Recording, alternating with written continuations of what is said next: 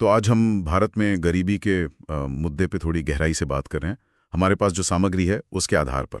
जी ये स्रोत हमें इतिहास की तरफ भी ले जाते हैं और आज की हकीकत भी दिखाते हैं। हाँ, बिल्कुल। तो स्रोत बताते हैं कि भारत की कहानी वो काफी हद तक गांव और खेती से जुड़ी रही है। ज्यादातर लोग इसी पर निर्भर थे। हाँ, और देखिए यहीं से गरीबी की जड़ें पकड़ना शुरू होते हैं, खासकर अगर हम ब्रिटिश राज की बात करें। अच्छा।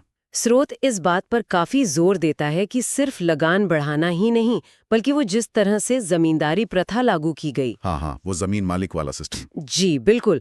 मतलब किसानों से भारी लगान वसूलना और फिर यहाँ के जो संसाधन थे उनका बाहर भेजा जाना, इन सब ने आम आदमी की कमर ही तोड़ दी थी। ओ। सामग्री तो ये भी बताती है कि कई इलाकों में किसानों के लिए अपनी ही जमीन पर गुजारा करना लगभग नामुमकिन सा हो गया था। तो ये सिर्फ खेती पर निर्भरता की बात नहीं थी। उस समय की जो नीतियां थीं वो सीधे सीधे लोगों को और गरीब बना रही थीं। बिल्कुल सही। स्रोत में वो जो जिक्र है ना, 2 वक्त की रोटी का संघर्ष, हाँ, मैंने पढ़ा। वो सिर्फ कहने की बात नहीं थी, वो उस समय की कड़वी सच्चाई थी।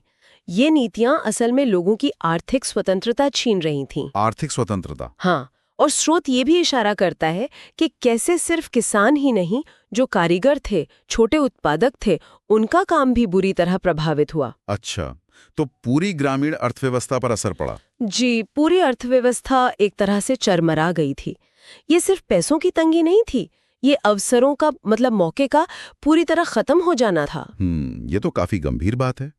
फिर आजादी मिली और जाहिर है सरकार ने हालात सुधारने की कोशिशें की होंगी। हाँ, बिल्कुल।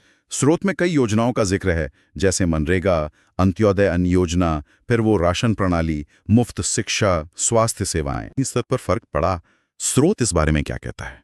देखिए, स्रोत बताता है कि इन योजनाओं का मकसद बिल्कुल साफ था, सीधे तौर पर सबसे गरीब तबके तक मदद पहुंचाना। ठीक है। मिसाल के तौर पर मनरेगा को ही लें, महात्मा गांधी राष्ट्रीय ग्रामीण रोजगार गारंटी अधिनियम। हाँ, मनरेगा। सामग्री कहती है कि इसका लक्ष्य था गांव में कम से कम 100 दिन के काम की गारंटी देना, ताकि लोगों के हाथ में सीधा पैसा आए, खासकर तब जब खेती का मौसम ना हो। अच्छा, एक तरह का सुरक्षा जाल। जी, और इसी तरह वो जो राशन प्रणाली है उसे खाद्य सुरक्षा के लिए बहुत अहम बताया गया है। ये सुनने में तो काफी अच्छा लगता है, एक सुरक्षा कवच बनाने जैसा।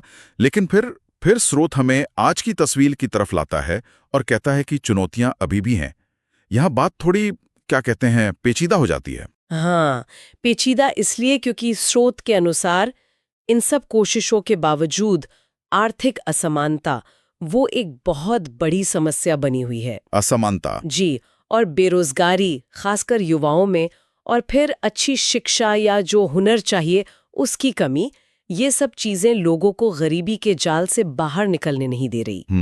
सामग्री इस बात पर भी रोशनी डालती है कि कई बार ऐसा होता है कि योजनाओं का फायदा सही लोगों तक पहुंच ही नहीं पाता। अच्छा, लीकेज या भ्रष्टाचार। हाँ, या तो वो या फिर व्यवस्था की अपनी खामियां, ये भी एक बाधा बन जाता है। तो इसका ये हुआ कि सिर्फ योजनाएं बना देना ही काफी नहीं है, उनका असरदार होना और सही तरीके से लागू होना वो ज्यादा जरूरी है। बिल्कुल सही पकड़ा आपने।